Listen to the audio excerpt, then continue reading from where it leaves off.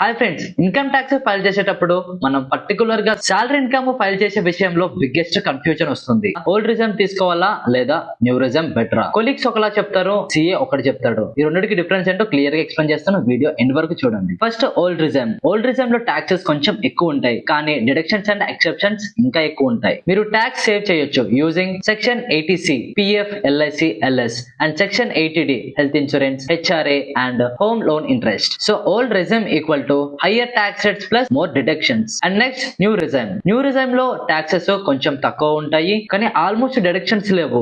Most exceptions ని remove చేశారు. So new regime equal to low tax rates plus no deduction. Simple comparison. Old regime plan చేసుకునే వాళ్ళకి useful, new regime simple గా tax pay చేయాలనుకునే వాళ్ళకి useful. If మీరు section 80C, HRA, home loan benefits use చేస్తే old regime use అవ్వచ్చు. ఒకవేళ deductions ఏం లేవంటే న్యూ రిజైమ్ బెటర్ అవ్వచ్చు. సింపుల్ ఎగ్జాంపుల్, మీ శాలరీ 10 lakhs అయితే మీరు డిడక్షన్ 2 lakhs క్లెయిమ్ చేస్తే ఓల్డ్ రిజైమ్ లో ట్యాక్స్ తక్కువ అవ్వచ్చు.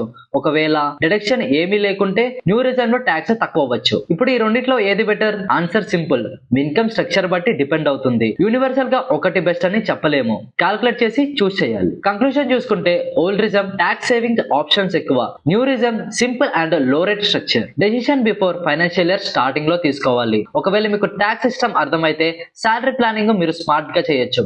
ఈ వీడియో మీకు నచ్చితే లైక్ చేయండి, షేర్ చేయండి అండ్ మన జీకే ఛానల్ ని సబ్స్క్రైబ్ చేసుకోండి. Thank you, have a good day.